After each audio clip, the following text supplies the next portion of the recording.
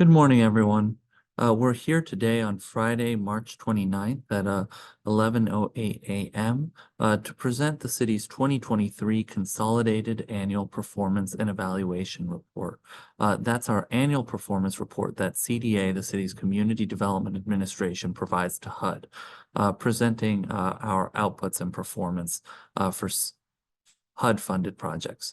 My name is Noel Pfeffer. I serve as Executive Director of the city's Community Development Administration, and I'm joined today by Rashonda Alexander, our Director of Compliance, who will be doing the majority of the presentation, as well as Dr. Danielle Rose Martin, who has assisted us in pulling together this Consolidated Annual Performance and Evaluation Report.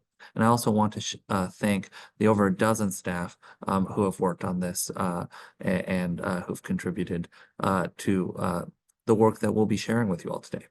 So a little bit about CDA overall. We are a city department and we serve as a clearinghouse for a variety of federal, state, and local funds for the city.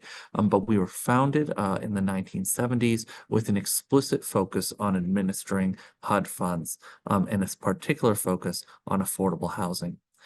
We're charged by Mayor Jones with driving the city's economic justice agenda and leveraging federal funds to promote economic justice by building affordable housing, by working with our nonprofit partners to provide social services such as youth services, senior services, food assistance, and much more, which you'll hear about more today, and to help transform the city's 20,000 vacant lots from a liability into an asset and revitalize the city of St. Louis. And fundamentally, what the city's Economic Justice Action Plan stands for is reversing decades of intentional disinvestment in North St. Louis and being equally intentional about revitalizing North St. Louis, because we know that the city cannot grow as a whole when half of it is left behind, and that equity is truly a precondition to growth. And this Economic Justice Action Plan also stands for the fact that we can't just invest in the built environment. We can't just develop. We also have to empower. We have to invest in people and really lift up the community along with the neighborhood's built environment. So with that, what we'll be talking about today is the CAPER, which again summarizes CDA's performance in 2023 and how we've administered HUD funds and the outputs and outcomes that these HUD funds have produced. So we'll be talking briefly about the process by which we appropriate funds and manage our entitlement programs and why citizen participation is so important. And then I'll toss it over to Rashonda to provide an overview of our CDBG, home, ESG, and HOPWA outcomes. And then at the end, there will be an opportunity for public comment. So citizen participation is really at the heart of everything that we do here at CDA. It's a requirement, but it's also something that we embrace as an opportunity to have an ongoing dialogue with the public about our priorities, what we're doing right, and what we can do better. And so we made this draft 2023 CAPER available for review on March 13th on the city website and issued advertisements in the St. Louis American inviting public comment on March 14th. And we're holding this hearing today. We also held a hearing yesterday, providing a briefing to the public on our accomplishments and providing an opportunity to comment. And this really fits into the overall process by which we administer our entitlement programs. And the entitlement programs are CDBG, home, ESG, and HOPWA. CDBG is the Community Development Block Grant Program, and we receive about $18 million a year. And it's in many ways our most flexible source of funding. The fundamental rules is that CDBG funds must meet a national objective, and there's three national objectives. Either funds need to benefit low to moderate income persons, funds need to support the elimination of slums and blight, or funds need to meet an urgent need. And when we talk about urgent need, that's really a pretty rigorous test. We're talking about a natural disaster or catastrophe of some sort and responding to that. That's CDBG funds. Eligible activities of CDBG funds include the provision of public services, such as food assistance, and workforce development and job training and many others, but also the construction of public improvements and facilities, certain economic development activities, planning and administration, and a variety, and of course, housing. And we'll talk about each of these categories today. Home funds are our next formula fund. It's about $3 million a year, and these funds may only be used to provide housing to support low to moderate income individuals. And then and CDA administers both CDBG and home funds directly, in partnership, of course, with dozens of affordable housing developers and nonprofit partners. ESG and HOPWA are administered by the Department of Human Services and Department of Health, respectively. ESG stands for the Emergency Solutions Grant, and it provides homeless persons with basic shelter and essential supportive services, permanent housing, as well as short-term homeless prevention assistance. And we also fund street outreach out of it, and a variety of other programs to support the city's unhoused community.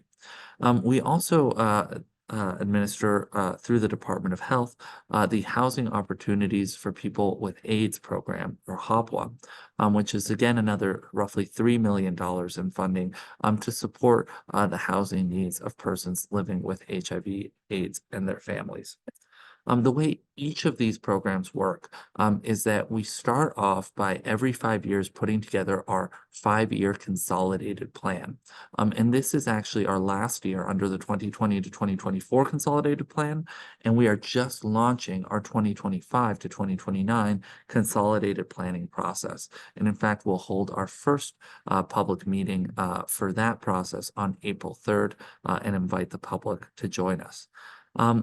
The way that the consolidated planning process works is, as with all HUD planning processes, involves a dialogue with the community where we invite public input, we use that stakeholder engagement to produce a draft, we invite public comment and hold public hearings on the draft, and then we submit it to the final draft for HUD to approval after having incorporated that public input. However, after the consolidated plan, the way that these programs work is that each year we produce our annual action plan, which describes how we will be allocating these funds each year in order to fulfill the priorities set forth in our consolidated plan.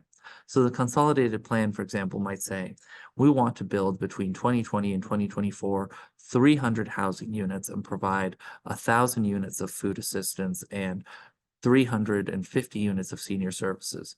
And so our action plan will say, this year we propose to provide 100 units of senior services and build 85 units of housing and provide 400 units of food assistance through the following programs and with the following funding allocations. And again, in our action plan, first of all, we conduct a request for proposals, inviting input or inviting proposals from the public. We make awards, we make an appropriation through the Board of Aldermen, and then we submit, we hold a public hearing on the draft allocation, and then we submit the final allocation, the final action plan to HUD for approval. And that's the timeline that's set forth here. So we start with the consolidated plan, we create the action plan with a public hearing and RFP and appropriation, and with the action plan submitted to HUD November 14th, 2022, we enter into a grant agreement with HUD in 2023. And then after all that planning and that implementation, so basically for 2023, we conducted all the action planning in 2022, we implemented in 2023, and now 90 days after the end of the calendar year and the program year, we have to submit a consolidated annual performance and evaluation report to HUD. So essentially, this is the HUD process. You plan, you implement, and you report out, and this is a piece of that reporting out stage. And so with that, I will toss it over to Rashonda Alexander, our Director of Compliance, to go over our 2023 report.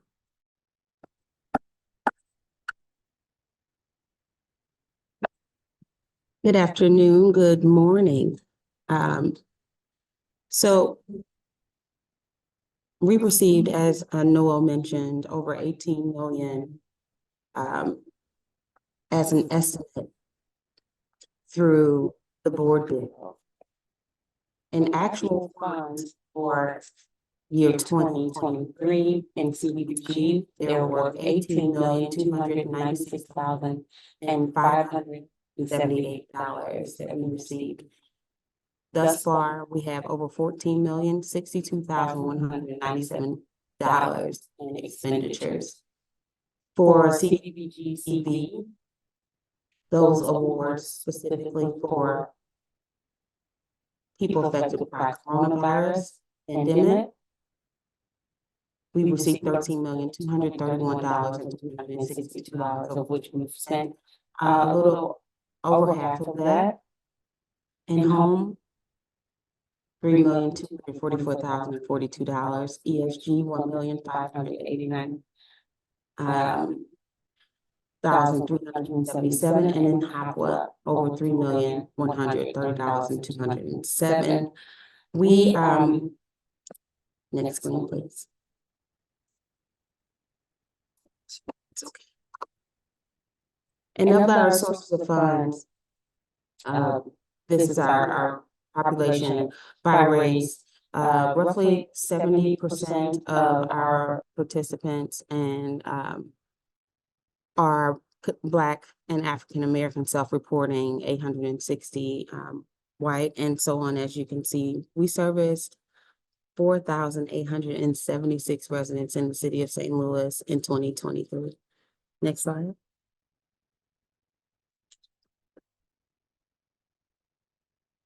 I can do it. Want to get it. So of the 2023 awards, this is the breakdown of how it was distributed across the city. By way of public services, over 3 million, 3.4 million, 400,000 in low to moderate homeowners assistance. Our home repair program, 1.9 million, housing production, 5.4, and interim assistance specifically for LRA lot maintenance, 1.7 million, and economic development, 530, rehabilitation administration over $1 million, and planning and administration to support all of this work over 3.6 million. Drilling into public services, they look like organizations, and we've partnered with amazing organizations throughout the city, like Big Brothers Big Sisters and Jean Slade, Herbert Hoover, Mission St. Louis, and SLACO for youth services, in particular, servicing over 1,000 low to moderate youth. Let's just shout the number out. It's 1,320 youth were serviced in 2023 by the excellent work of our partners listed here.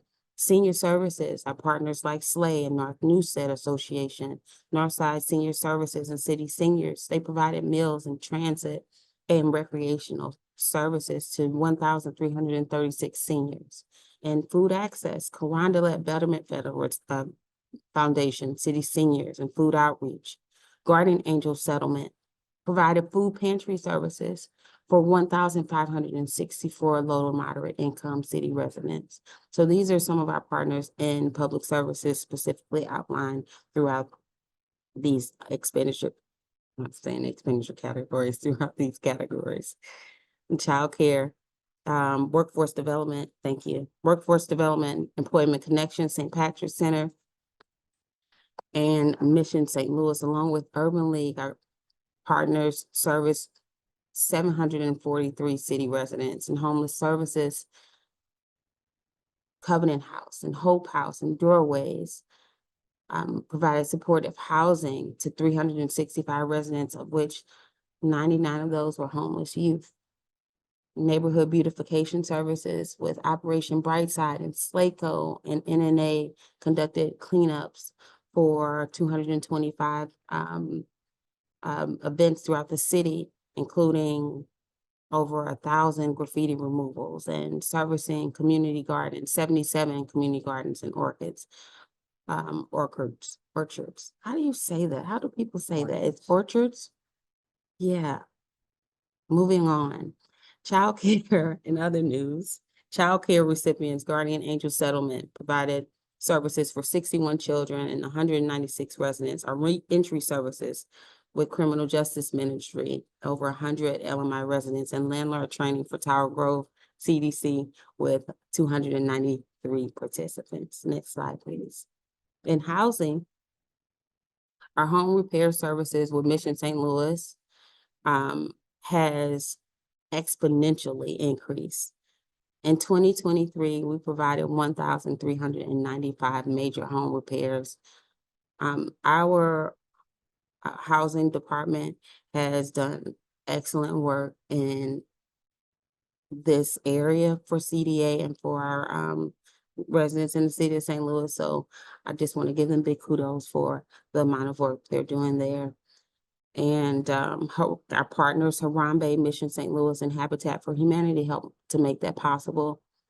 In building division, our lead remediation services grant, we were able to help 80 units be free of lead. And in housing production, CDA currently has over $47 million in CDBG home and ARPA funds with committed projects in development, including 101 for sale homes and 1,378 rental units.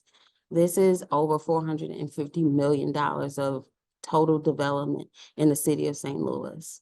And our home ownership assistance, we partner with Housing Partnership and provided 14 down payment assistance grants. Noel, did you want to talk specifically about this comprehensive housing? Thank you, Rashonda. strategy? And what this really reflects is our housing production pipeline, which has expanded dramatically in the past few years. Between 2015 and 2019, the city subsidized about 1,261 units. Currently, we're subsidizing about 3,000 affordable units. And that breaks down with 400 completed since 2022, 482 currently under construction, and about 2,100 in pre-development. And I should note that this includes both HUD-funded and ARPA-funded units.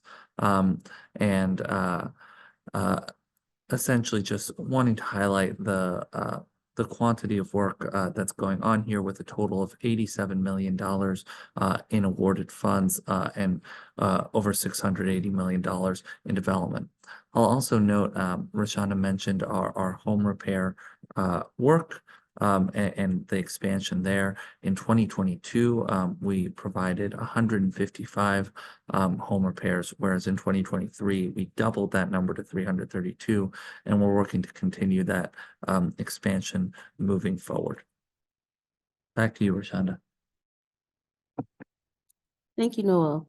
In economic development, LRA's vacancy program secured 653 properties throughout the city, providing tree trimming for 334 hazardous trees, removed trash and debris from 73 properties, and demolished, which is great, 58 unsafe properties throughout the city, providing lot maintenance for over 17,000 properties.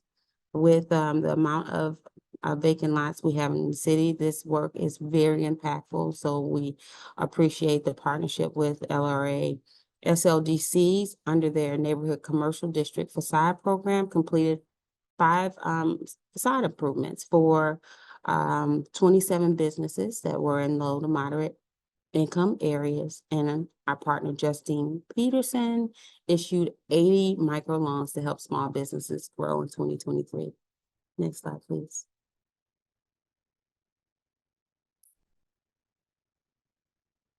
So that concludes our CDBG entitlement portion, but we are moving into our homeless services division led by our emergency services grant. Well, that's the entitlement in the Department of Human Services under the leadership of Amy Bickford. In 2023, they received $1.5 million in award from HUD to provide emergency shelter and street outreach, rapid rehousing, prevention, and data collection for our homeless population.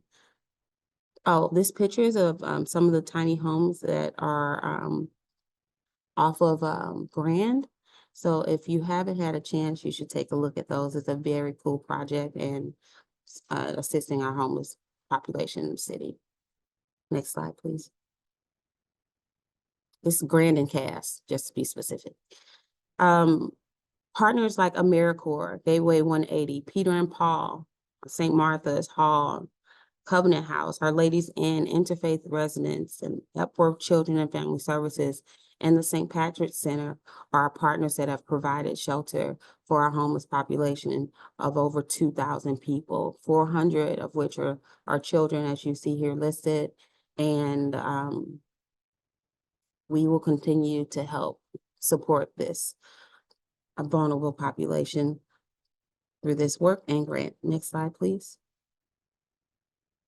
Under our Rapid Rehousing, Urban League, Epworth and Gateway 180 provided rapid rehousing services.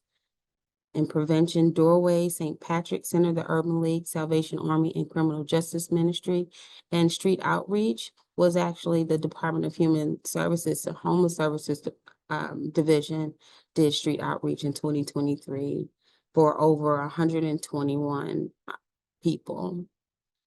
Next slide, please. In total, as we stated before, the grant provided emergency solutions in homeless prevention and rapid rehousing for over 2,800 people in the city of St. Louis. Next slide. This is a further breakout of the demographics by age and also by gender. Next slide. And in the future, we plan to do more of this good work in prevention outreach, rapid rehousing, emergency shelter, more affordable housing to prevent homelessness, and more data collection so we can further streamline services to meet the population's specific needs. Next slide. Our last entitlement award is HOPWA, Housing Opportunities for Persons with AIDS. The goal is really to assist low-income people who are living with HIV and AIDS and with supportive services and housing.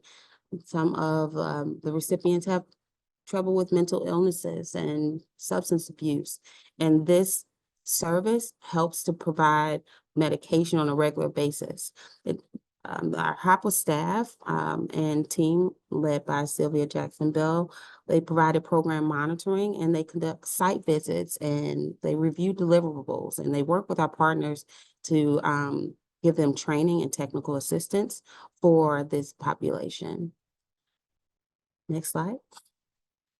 They received $2,839,546 for tenant-based rental assistance, facilities-based housing, short-term rentals, mortgage and utility assistance, case management, housing information services, and then public housing placement with partners like Doorways and Peter and Paul Community Services.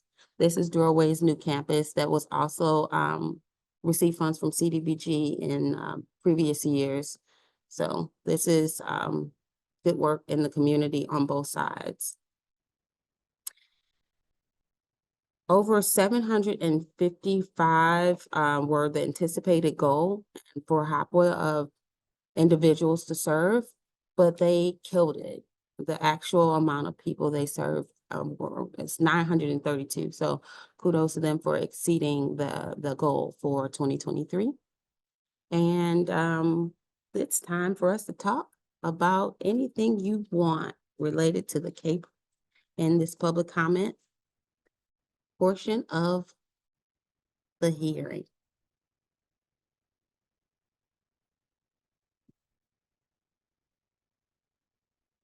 Asia, do we have any body in the chat? I don't see No. anyone. Thank you, Rashonda, for that overview. We're profoundly grateful to all our partners who make this work possible. The truth is that CDA is, as the name suggests, a community development administration. We don't deliver the services directly. We administer the funds. We are made up of a fiscal division of accountants who move the money, a compliance team led by Rashonda, who draft the contracts and maintain the files and ensure and provide reports to HUD, such as this one. and a housing team made up of an architect, engineers, and housing development analysts who help project manage projects. But at the end of the day, the folks on the ground who make these projects possible are the housing developers, are the contractors, are our nonprofit partners. So thank you all. With that, if we don't have any public comment or questions, we will bring this hearing to a close.